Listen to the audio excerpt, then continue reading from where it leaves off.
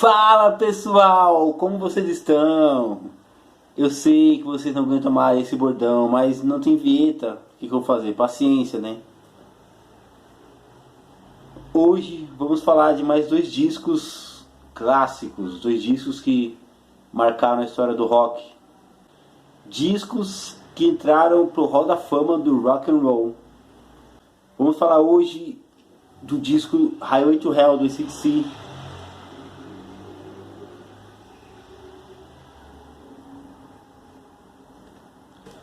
Vamos falar também desse disco aqui, ó, do Van Halen.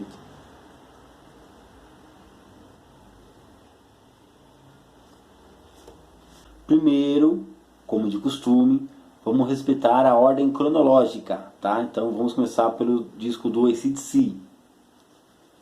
Sexto disco de estúdio da banda, Highway to Hell, que foi o último disco antes da morte de Bon Scott, em 80. Disco que faz parte do livro Nenhum Disco para Ouvir Antes de Morrer. E o disco que está no Rock and Roll of Fame como um dos 200 discos definitivos da história do rock. Vamos falar de algumas curiosidades desse disco. Os discos anteriores do AC/DC tiveram como produtor o irmão mais velho do Young, tá? Aqui, diferentemente, e por sugestão do vocalista Bon Scott, eles resolveram mudar a produção. O disco foi produzido por Robert Mutt Lange, que na década seguinte continuou trabalhando com a banda.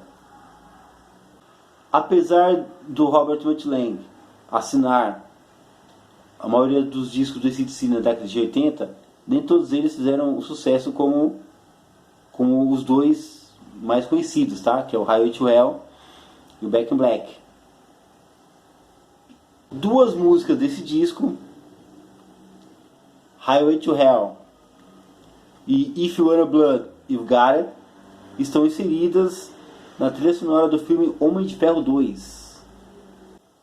Esse disco traz uma pequena mudança no som do AC/DC. Esse disco traz guitarras mais limpas e a voz do Bon está melhor, estava cantando melhor. Nessa época, o AC/DC já era uma banda grandiosa, já era banda de lotar estádios, já era headline dos festivais ao redor do mundo, mas precisava de um disco para entrar para a história. Precisava de um disco definitivo. Apesar do AC/DC ter conseguido o seu ápice apenas em 80 com o disco Back in Black, esse disco, Highway to Hell, a gente pode dizer que foi um caminho, tá? Eles estavam no caminho certo. Bon Scott, nessa época, estava tendo sérios problemas com o alcoolismo. Em momento nenhum ele admitiu estar doente. Ele não queria aceitar que realmente estava virando um alcoólatra. Dizia que bebia porque aguentava e que bebia apenas por esporte. Ele sabia exatamente a hora de parar. Mas quem conviveu com o Bon nos seus últimos dias de vida tem histórias diferentes. Cada um que conviveu com ele tem histórias diferentes. E realmente ele precisava de ajuda, tá? Os irmãos Young estavam pensando seriamente em mudar essa situação. Ou seja, eles queriam trocar o vocalista.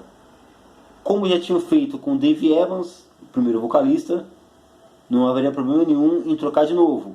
Uma vez que, quando Bon Scott entrou para o AC/DC, quando ele estava sendo apresentado, estava sendo cogitado para entrar na banda, os Youngs torceram o nariz porque ele já era um pouco mais velho, não estava na mesma vibe, na mesma onda do que os outros integrantes, e já tinha tido experiências ruins anteriormente. Então o pessoal do AC/DC ficou meio que na dúvida em aceitar ou não o Bon Scott.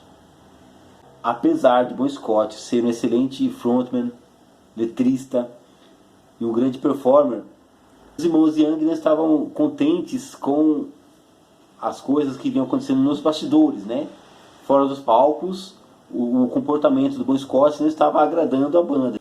E como Bon Scott também não sabia dessa história, continuou com seu comportamento autodestrutivo, depreciativo, e mal sabia ele que estava com os dias contados. Ricardo Leiva Munhoz Ramírez era um fã do AC/DC. Bom, até aí tudo bem, normal. Só que ele era um assassino.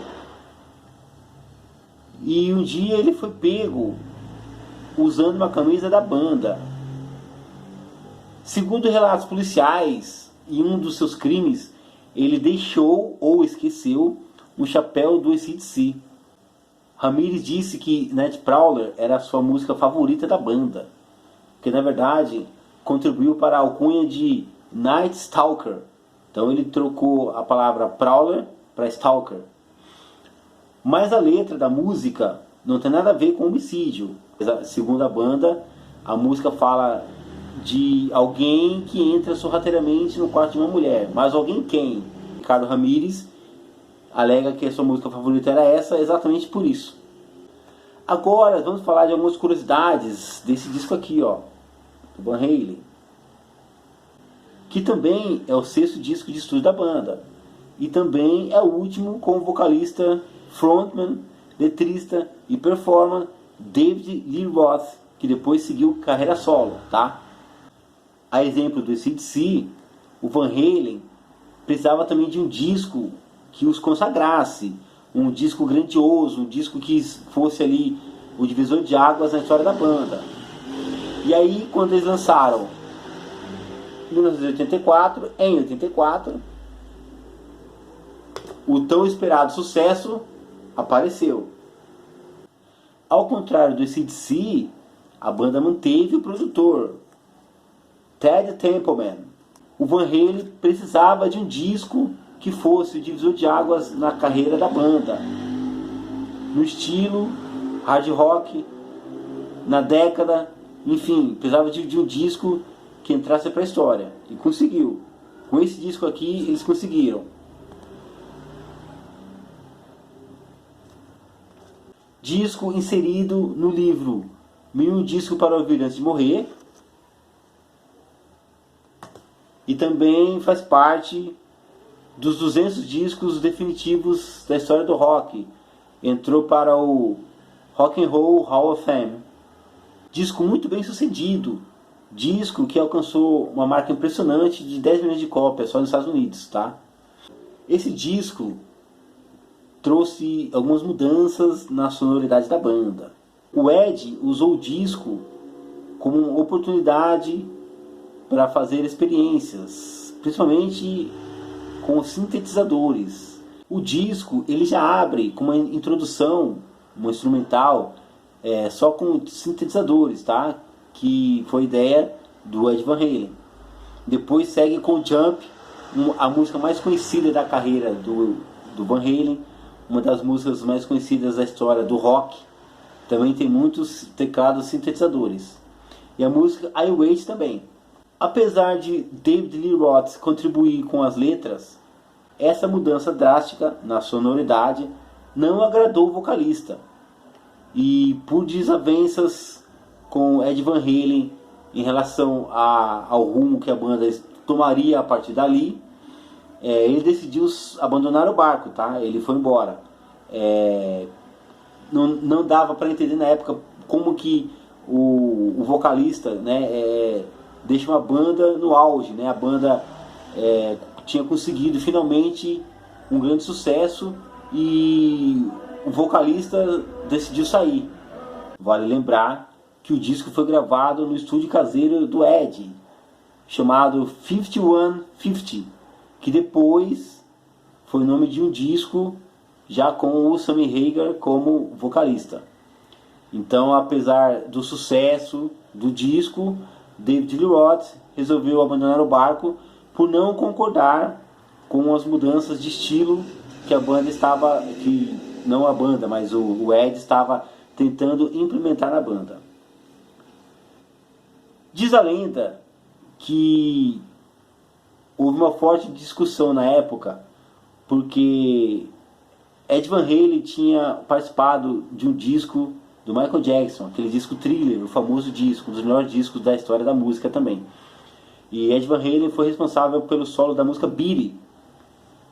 Não se sabe se essa história procede ou não, mas Ed Van Halen não teria cobrado nada para participar do disco.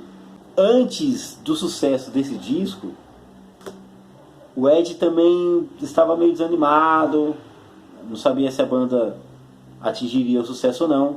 Aproveitando-se dessa situação, Paul Stanley do Kiss convidou Ed Van Halen para entrar para a banda. É claro que Ed Van Halen não quis fazer parte da banda dos outros, ele continuou insistindo com a sua banda, com o Van Halen, até conseguir o sucesso aqui nesse disco, tá? Depois desse disco, David Lee Roth seguiu carreira solo. Em 2012, o Van Halen retornou com a formação clássica, com o David Lee Roth nos vocais. Gravou um disco chamado A Different Kind of True, que na verdade o disco não emplacou, não fez sucesso nenhum, então não tem muita relevância, tá? Pessoal, as curiosidades de hoje eram só essas. Nos próximos vídeos a gente vai desvendando outros mistérios, outras curiosidades sobre outros artistas, outros discos. Hoje vou ficando por aqui. Se você ainda não é inscrito no canal, sinta-se à vontade, inscreva-se no canal, comente, compartilhe, ative os sininhos para não perder novidades e eu te vejo no próximo vídeo.